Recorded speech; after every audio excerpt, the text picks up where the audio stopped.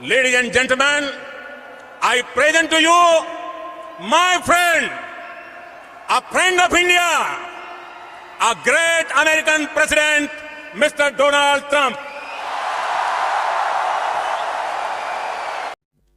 అవునవును, ఈ Donald Trump కొన్ని రోజుల క్రితం ఇండియన్ స్టూడెంట్స్ ని ఇల్లీగల్ ఇమిగ్రెంట్స్ అని చెప్పి బయటికి పంపించడం, ఫ్లైట్ లో బేడీలేసి ఇండియాకి తిరిగి పంపించడం, కొంతమందిని ఎయిర్పోర్ట్ లో నుంచి వెనక్కి తిప్పి పంపించడం జరిగింది. అప్పుడు చాలా క్రిటిసిజం వచ్చింది. అన్ని పక్కన పెడితే ఆ పాయింట్ మీద తీసుకొని తరుణ్ భాస్కర్, ఫరియా అబ్దుల్లా జంటగా నటించిన చిత్రం గాయపడ్డ సింహం కామెడీ చిత్రం ఇప్పుడు థియేటర్లో నుంచి ఓటీటీలోకి వచ్చింది.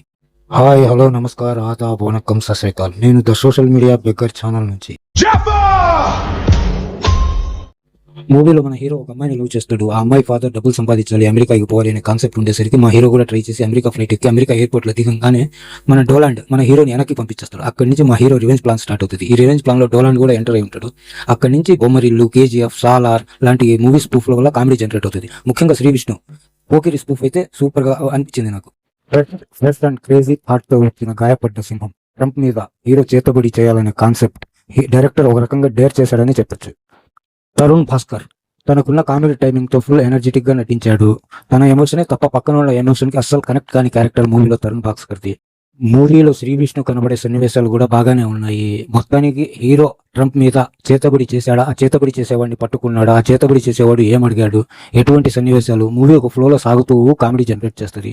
నా వరకు అయితే కామెడీ పరంగా మంచి మూవీ అని చెప్తాను. ఇప్పుడు థియేటర్లో నుంచి ఓటీటీలోకి వచ్చేసింది, చూసేయండి. Perfect cost, perfect story, director ఒక ఫ్లోలో కామెడీ వెళ్ళిపోతూ ఉంటుంది.